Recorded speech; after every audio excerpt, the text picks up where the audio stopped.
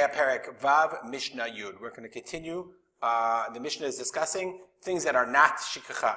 Says the Mishnah, Tvu'ah shenitna lashachat o la'aluma. Lashachat is for animal feed. Okay? Liktzor ba'oda lecha, when it's still lach, wet, or not fully ripe. La'achila be'ima. So if you do it for animal feed, o la'aluma. Aluma from the word bundles. So if sometimes, I guess you want to they had to cut a certain amount of grain or wheat, what have you, to use as ties, to use as bundles. I guess they didn't want to, for whatever reason, they probably didn't want to use it, what they were cutting from at the time. They probably wanted to have it ready to make bundles.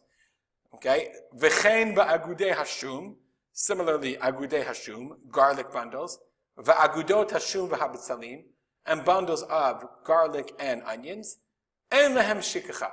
Those don't have Shikechah. Okay, so the reason is, Akati explains each one. So the first one is, Nitna shachat. Shachat is for animal feed, because that's only, you only take Shikechah on things that are la ma'achal adam, for human consumption.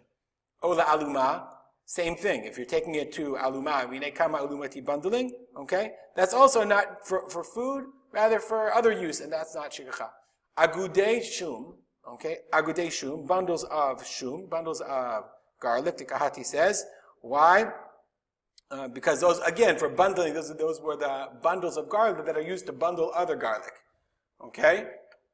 When garlic grows, you can see here, the garlic grows with these long stalks. Thank you, Mr. Google. So these agudei shum, even though they're clearly edible, they look kind of like scallions, I guess. They're probably edible. Nonetheless, if you took the agudei shum, you wanted to use it to tie everything up. So those are agudei. V'chein agudat hashum v'habetzalim. They used to tie up bundles of garlic and onions. Why would they tie them up? So the Kahati says they would make these big, long bundles because in order to schlep them all back to the goren. So since once you got them back to the goren, he says, 1 second. Okay, then you machalkim otam lekvichot ktanot kedei lahaviyam lashuk. So you made these huge bundles of garlic or of onions, and you schlepp them back in, and then you would cut them up afterwards. And remember that we learned that if you have imur before imur, if you made a let's say a bundle, that it was then going to be bundled again. If you brought it to a smaller pile before you brought it to the bigger pile, that's not shikechah. So here, since it's not the gemar melacha, when you made these agudot shum v'absalim, even if you forgot them in the fields, then en lahem shikechah. Then they have no shikechah.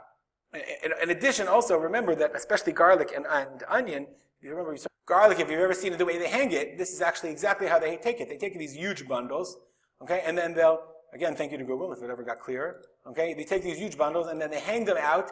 I have a neighbor here in Yad Binyamin who actually has in his backyard or somewhere, he got these huge bundles, and then they take them and they hang them out to dry. So they had to take these huge bundles and then they would cut them into smaller bundles. So that's not the gemar melacha of the garlic or the onions that are then going to be brought in. So they're not shikechah when you leave them in the field in these huge bundles. V'chol hatmunim ba'aretz kegon haluf v'hashum v'habsalim. Anything tamun means like hatmana, it's covered in the ground. So there's two ways to understand it. The first way of understanding it is if it's tamun ba'aretz, meaning it grows in the ground, it grows underground, like luf and shum. Shum is garlic and bisalim. Luf, the Kahati is the gesture is very helpful. Lof, a plant similar to colocasia. It's always nice to when they help you and give you an animal with edible leaves and root and bearing beans. It is classified with onions and garlic. Okay, and he gives you who puts the luf in the ground, preservation. So it's interesting. What's his? These are nitmanim. They are nitmanim. Okay, that luf is a wild, whatever. It's a kind of garlic. Could go on luf, vashum, v'absalim, or garlic or onion. So we know shum and gibsalim, all these fruits, they already grow in the ground. So therefore, what happens if they're in the ground and I forgot them? Rabbi Yehuda omer, ein lahem shikechah. Rabbi Yehuda says there is no shikechah for them. V'chachamim omrim, yesh lahem shikechah. The chachamim say that they have shikechah because that's how they grow. That's they grow in their natural way. Okay. Others explain, Tmunim ba'aretz, that some produce, like the luf, the laf, and the garlic, and the onion, okay, the way they would preserve them would be to dig them up and then put them under dirt so that they wouldn't rot. So the question is, when you put it under dirt, is that shikechah? And again, the explanation would be, Rabbi Yehuda omer, ein lahem shikechah, and the Chachamim say, in that case, yesh lahem shikechah.